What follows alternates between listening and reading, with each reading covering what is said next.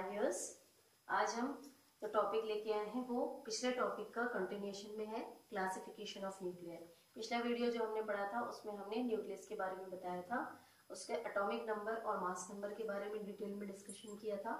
आज हम बात कर रहे हैं टाइप्स ऑफ न्यूक्लियर। न्यूक्लियर को हमने एटॉमिक नंबर Z और मास नंबर A के कंटिन्यूएशन में डिस्ट्रीब्यूट किया हुआ है।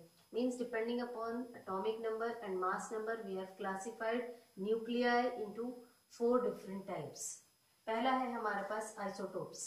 आइसोटोप्स की बात कर रहे हैं तो इसमें जब हम आइसोटोप्स में न्यूक्लियाई की बात करेंगे तो ऐसे न्यूक्लियाई जिसके एटॉमिक नंबर Z सेम होंगे पर उनके जो मास नंबर A है वो अलग होंगे। जैसे एग्जांपल में दिया है ऑक्सीजन के दोनों आइसोटोप्स, इनके जो एटॉमिक नंबर है वो क्या है, सेम है, पर इनके जो मास नंबर है वो डिफरेंट है। जैसे एटॉमिक नंबर जो हमारे पास A है, एक में 15 है, दूसरे में 16 है, बट उसका एटॉमिक नंबर जो है वो 8 और 8 दोनों में सेम है। जब हम इसकी स्टडी करते हैं तो हमने यूजुअली देखा है कि इसकी जो केमिकल प्रॉपर्टीज है वो एक जैसी होती है, आइडेंटिकल होती है, बट इसकी फिजिकल प्रॉपर्टी क्या होती है, डिफरेंट होती है। सेकेंड हमारे पास हमने लिया है न्यूक्लियस को आइसोबार में। आइसोबार में यहाँ पे जस्ट इसका आइसोटोप्स का रिवर्स है, इसमें सेम मास नंबर होते हैं बट उसका जो एटॉमिक नंबर Z है वो डिफरेंट होता है। इसमें हमने एग्जांपल एक ऑक्सीजन लिया है, एक नाइट्रोजन लिया है। नाइट्रोजन में जब हम देखेंगे तो जो उसका मास नंबर है, जो मास नंबर A है 16 है और जो एटॉमिक नंबर है एक का 8 है और दूसरे का 7 है। और जब हम इसकी केमिकल और फिजिकल प्रॉपर्टीज की स्टडी करते हैं तो ये दोनों ही केस में डिफरेंट होते हैं। तीसरे हम बात करते हैं जो है हमारे पास आइसोटोन्स। अब ये आइसोटोन्स जो है वो उसको क्लासिफिकेशन करते हैं हम नंबर ऑफ न्यूट्रॉन से। तो इसका जो नंबर ऑफ न्यूट्रॉन्स है वो दोनों में सेम होगा। हम बात कर रहे हैं आइसोटोन्स की। तो इसमें हमारे पास क्या है, नंबर ऑफ न्यूट्रॉन्स क्या होंगे, सेम होंगे।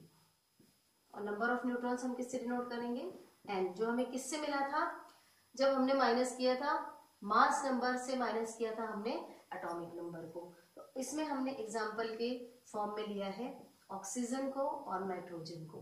तो ऑक्सीजन में हमें पास जो नंबर है वो 8 एटॉमिक नंबर और इसका 7 है, यहाँ हमारे पास 14 है, यहाँ हमारे पास 15 है। यदि हम इसको माइनस करके देखिए तो 14 माइनस 8 एंड 15 माइनस 3, ये हमारे पास दोनों में मिल जाएगा 6 और 6। तो इससे हमारे पास आइसोटोन में हमने देखा कि number of neutrons are same, it is in, ये हम जब इसको कैलकुलेट करते हैं इसमें डिफरेंट एटॉमिक नंबर और मास नंबर दोनों ही अलग हैं, लेकिन जब हम नंबर ऑफ न्यूट्रॉन्स को कैलकुलेट करते हैं दोनों में सेम आया है। तो इसके बेस पे हम इसका क्लासिफिकेशन करते हैं। अब जो हमारे पास फोर्थ टाइप का क्लासिफिकेशन है that is mirror nuclei. Mirror nuclei से आपको क्या समझ में आता है, मिरर का मतलब जैसे ही हम मिरर का नाम लेते हैं तो उससे हमें समझ में आता है इमेज, एक इमेज चीज हमारे दिमाग में आती है। ये इमेज क्या है ये हम बताते हैं।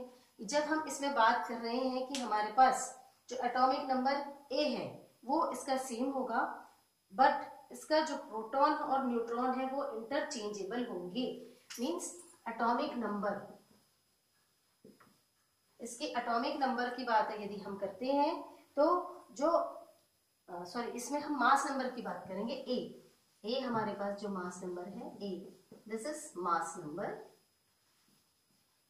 तो मास नंबर क्या होगा, सेम होगा, बट जो हमारे पास नंबर ऑफ प्रोटॉन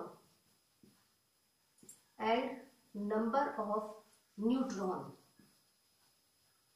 क्या होंगे, इंटरचेंजेबल।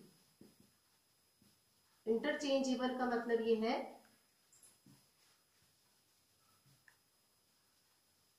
कि हम जो प्रोटॉन है और जो न्यूट्रॉन है, जब हम इन दोनों को इंटरचेंज कर देंगे, इनके नंबर्स इंटरचेंज कर देंगे, जहां पर प्रोटॉन का नंबर आएगा वहां अगर न्यूट्रॉन का नंबर आ जाए और जहां न्यूट्रॉन का नंबर है वहां प्रोटॉन का नंबर आ जाए तो ये हमारा इंटरचेंज हो गया, लेकिन इनकी प्रॉपर्टीज जो होगी न्यूक्लियर की वो सेम होगी। तो ये हमारा कहलाएगा मिरर न्यूक्लियाई। और इसका जो मास नंबर है वो हमेशा क्या रहेगा, सेम रहेगा। तो इसको हम कहेंगे मिरर न्यूक्लियाई। यदि हम इसका एग्जांपल लेना चाहते हैं तो एग्जांपल में हम ले लेते हैं बी, ये हमारा एक एग्जांपल हो गया। दूसरा एग्जांपल हम इसके साथ में लेना चाहेंगे तो हमारा हो जाएगा लिथियम का। तो इसमें जो हमारे पास 4 और 3 है वो इंटरचेंजेबल है। अगर हम इन दोनों को इंटरचेंज कर देंगे तो हमारे पास इसका जो मास नंबर है वो तो दोनों में सेम रहेगा, पर 4 3 की जगह और 3 4 की जगह आएगा, तो इसकी जो प्रॉपर्टी है वो सेम रहेगी, न्यूक्लियाई की बदलेगी नहीं। तो हम इसको क्या कहेंगे, ये मिरर न्यूक्लियाई है। मुझे ये लगता है आपको क्लासिफिकेशन ऑफ न्यूक्लियाई समझ में आ गया होगा। अब आपको वीडियो पसंद आए तो इसको लाइक कीजिए और अपने फ्रेंड्स के बीच में शेयर कीजिए। Thank you viewers.